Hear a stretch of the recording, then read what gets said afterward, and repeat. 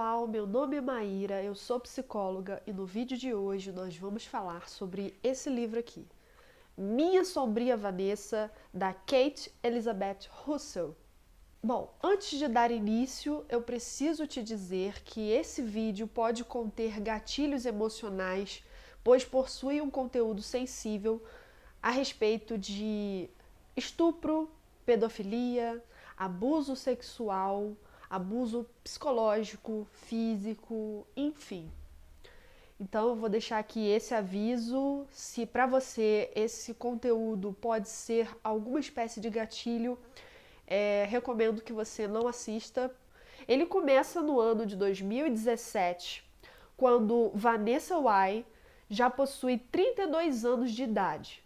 Mas ela começa a contar as suas experiências desde o ano de 2000, quando ela tinha apenas 15. Ela se relacionou com seu professor de 42 anos. É isso mesmo, você não entendeu errado.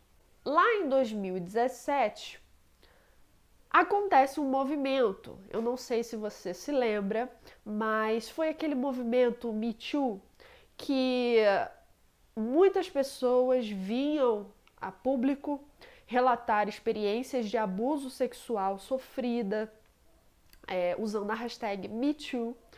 E lá em 2017, a Vanessa ela está vivenciando esse momento e ela vê na internet, na sua rede social, um relato de uma ex-aluna do Strain falando sobre como ela foi abusada e trazendo toda essa questão à tona. A Vanessa, ela tem uma visão muito diferente a respeito daquilo que aconteceu na vida dela. Para ela não foi abusada, não houve estupro, não houve nenhum caso de violência, de abuso. Muito pelo contrário, ela se recusa a se colocar nesse lugar de vítima, porque ela acredita perfeitamente que por ela ter consentido tudo aquilo que aconteceu, por ela ter desejado que aquilo acontecesse, ela não poderia ser considerada vítima. Então ela entendia que o seu relacionamento foi problemático, sim, mas de maneira nenhuma foi um caso de abuso sexual, como aquelas meninas relatavam. De volta aos anos 2000, ela convence seus pais a entrar numa escola interna, que era uma escola muito bem conceituada, e Vanessa, ela frequenta aulas de literatura, ela gosta muito de escrever, ela gosta muito desse universo, e seu professor começa a se aproximar da Vanessa de uma maneira muito inapropriada. O seu professor, o Jacob, ele começa a dar alguns livros para a Vanessa para que ela possa ler. E dentre esses livros, um livro que ele dá, que passa a ser o livro preferido da Vanessa, é o livro Lolita, do Nabokov. Para quem não conhece, Lolita, ele também é um livro que retrata uma pedofilia como se fosse um romance. Né? No livro, um homem adulto se envolve com uma menina de 12 anos e esse livro ele é contado a partir do olhar do pedófilo, do abusador, e o livro ele é narrado como se fosse um romance. Ele é enxergado ali por ele como um romance. Então ele dá esse livro para Vanessa. A Vanessa começa a entender nas entrelinhas, ela começa a se perguntar, nossa, o que ele está querendo dizer com esses livros que ele está me mandando ler? E poemas, e todos eles sempre tinham algum detalhe. Na verdade, o Jacob, ele está tentando aos poucos se aproximar e ver como que a Vanessa reage a essas situações. O olhar dela ao relacionamento de um adulto com uma pessoa menor de idade. Bom, então, analisando alguns pontos, eu gostaria de salientar a, a Vanessa. Ela é uma menina melancólica, muito sozinha, muito sem amigos nenhum e muito carente. Ela se sente sempre abaixo dos outros, diferente dos outros, e percebe que as pessoas não olham para ela, ela não se acha bonita, ela tá sempre se comparando. Você percebe ao longo do livro que a Vanessa, ela tem uma certa tendência a se tornar muito dependente das relações que ela estabelece. Você vai ver isso em algumas situações, que eu não vou entrar em detalhes para não dar spoiler. Um outro ponto que eu acho muito importante de se relatar é que a Vanessa, ela ali no início da sua relação, ela é uma adolescente. E sabemos que esse período da adolescência, ele é muito complicado, ele é um período de transições, e nós vemos como que os seus pais, eles não sabem lidar com a Vanessa adolescente. É muito comum nós vermos os pais criarem seus filhos ali, crianças, né, com a sua educação, e de repente, quando chega na adolescência, eles se veem diante de um estranho, diante de uma pessoa que eles não conhecem, que eles não conseguem acessar e não conseguem estabelecer um diálogo. Isso é algo muito importante de se dizer, porque esse diálogo, ele precisa ser construído ao longo da vida dessa criança, ao longo desses anos. Você não pode esperar que de uma hora para outra um adolescente passe a conversar com os seus pais, passe a querer contar sobre a sua vida, se ele nunca teve essa relação estabelecida. Os pais da Vanessa, eles têm uma dificuldade muito grande de abordar assuntos delicados e eles tendem a fugir desses assuntos. Eles querem, às vezes, que a Vanessa se abra, fala, mas sabe quando você parece que não quer ouvir? Né? Então, você quer que essa pessoa fale, mas não quer, porque é melhor deixar assim, por baixo dos panos, é melhor nem isso vir à tona, porque eu não saberia como lidar. Bom, de acordo com alguns artigos, trazem algumas consequências de uma violência sexual que nós, assim, elas podem ser a curto prazo ou a longo prazo. Essas consequências, elas vão desde doenças sexualmente transmissíveis, que podem acontecer a longo prazo, a curto prazo, gravidez, e até situações de abusos de drogas, promiscuidade, sentimentos de culpa, isolamento, baixa autoestima, uma estigmatização, depressão, transtorno de estresse pós-traumático, gerando até mesmo suicídio em alguns casos. E nós vamos identificar na Vanessa algumas dessas consequências. Esses estudos, esses artigos, eles afirmam que há uma relação significativa entre o tempo de demora entre o sofrimento, ali, o abuso sofrido e o tempo em que essa pessoa busca ajuda.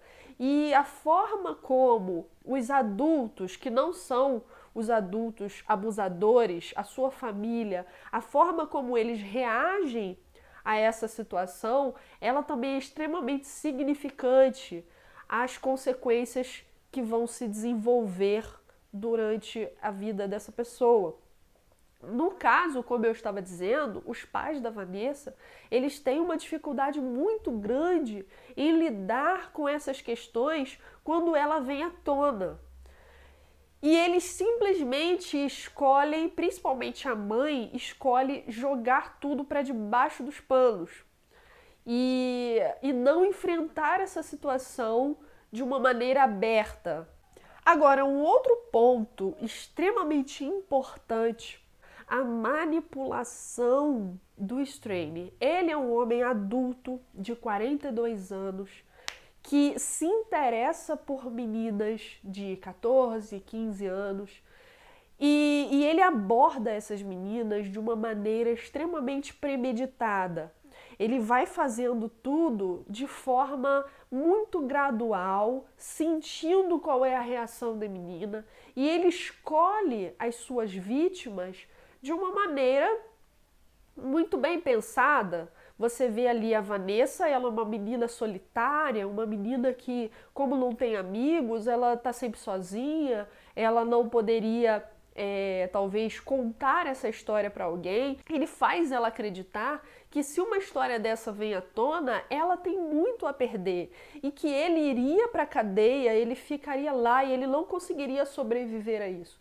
Então olha a carga emocional que ele joga em cima dessa menina de 15 anos. Basicamente ele joga toda a responsabilidade daquele ato para ela. E ele diz que as pessoas, que ela vai ficar marcada para o resto da vida, que as pessoas não vão levá-la a sério, não conseguirão enxergá-la se não for através desse rótulo. Por isso a Vanessa ela tem muita dificuldade em aceitar esse tipo de rótulo, em aceitar se colocar nesse lugar de vítima. E o Strain, ele usa desses argumentos, ele usa de elogios, ele usa de dizer para ela coisas que ela quer ouvir.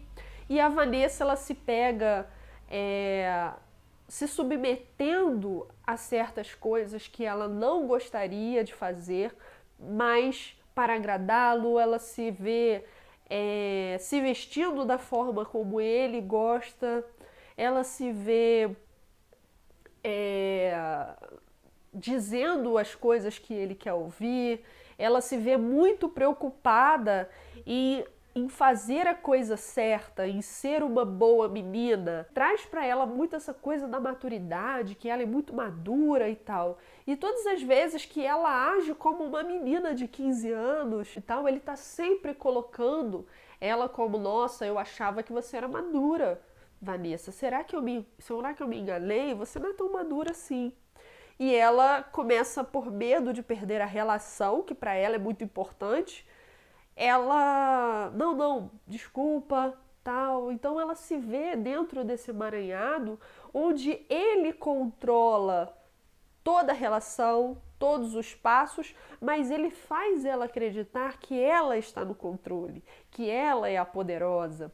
Então, se você parar para pensar, a Vanessa, aquela menina com uma baixa autoestima, aquela menina que ninguém olha para ela, ela começa a se sentir muito poderosa, ela começa a se sentir muito importante, muito especial, e ela começa a pensar coisas do tipo: um homem de 42 anos, se um homem de 42 anos vivido se interessa por mim, é porque eu sou uma pessoa muito especial, muito diferenciada.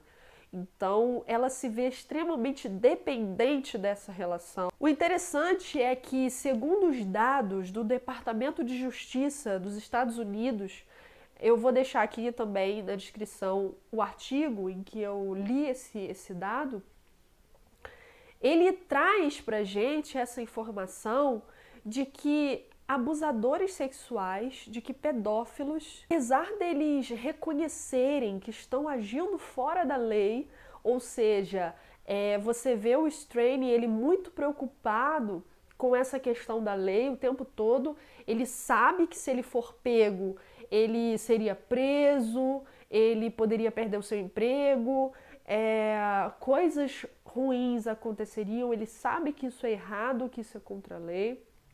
Inclusive, ele não gosta que ela use esse termo pedófilo, mas eles, segundo o artigo, eles racionalizam para si, eles se convencem de que o que eles estão fazendo é amor, de que o que eles estão fazendo não é algo ruim, não é algo errado, principalmente porque eles transferem para a vítima coisas dele, sensações dele. Então isso fica muito claro no livro, que o Strain, ele tá sempre jogando para Vanessa essa responsabilidade, e ele tá sempre dizendo para ela que não, você quis, não quis. Então ele se convence e também a convence de que tudo o que aconteceu ali é uma situação normal, é um relacionamento normal, porque ela é uma menina de 15 anos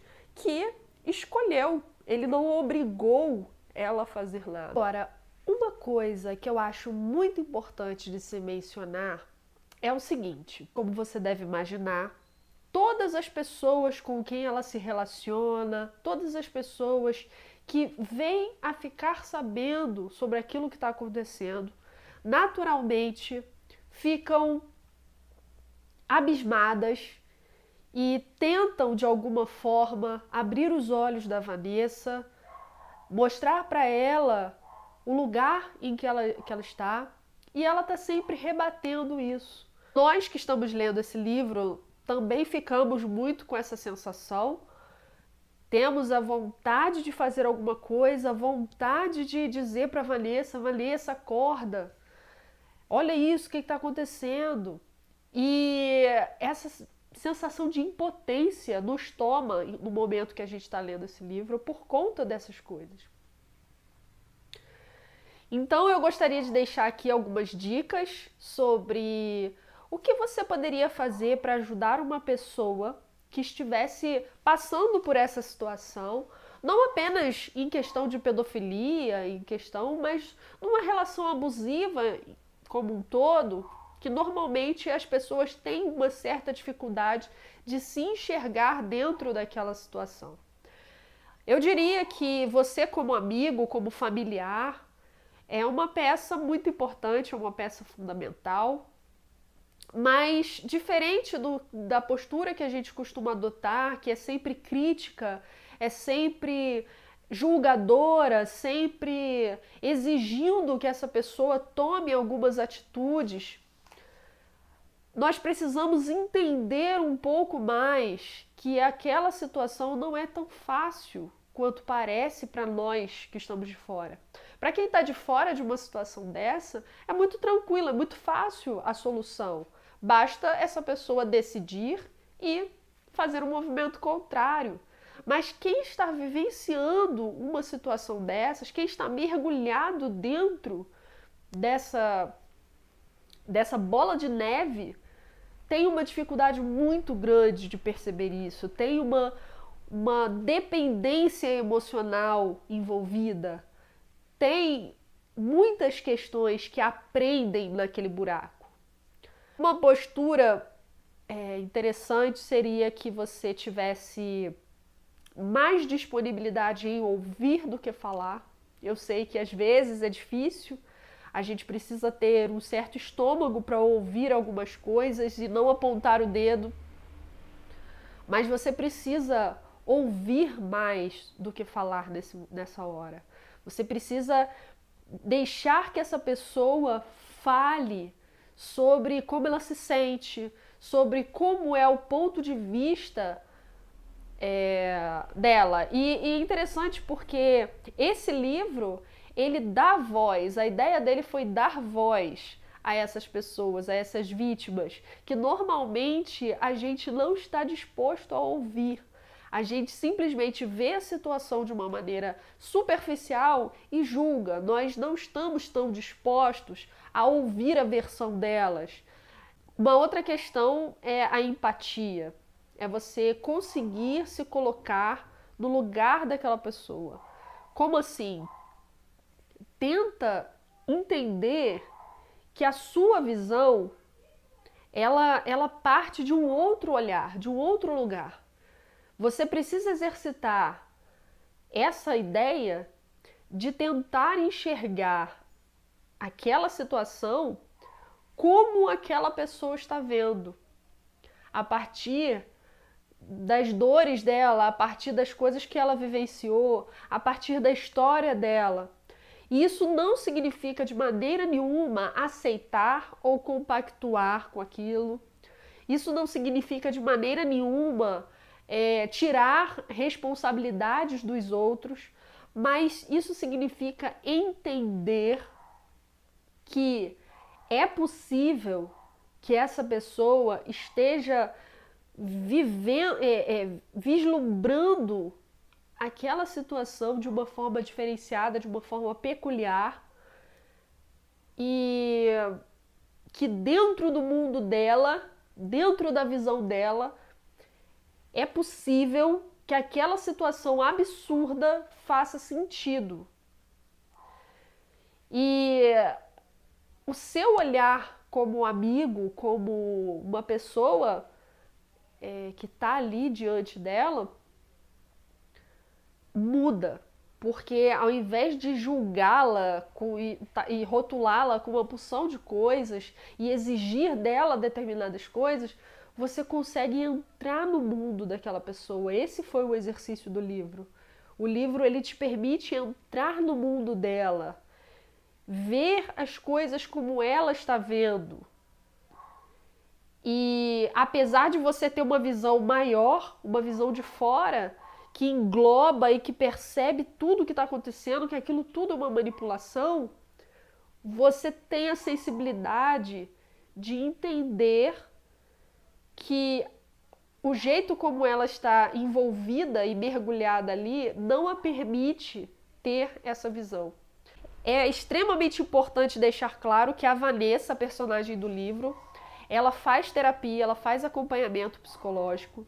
Eu espero que você tenha gostado desse vídeo, eu espero que ele seja útil para você. Gostou? Deixe uma curtida, compartilhe esse vídeo e até a próxima.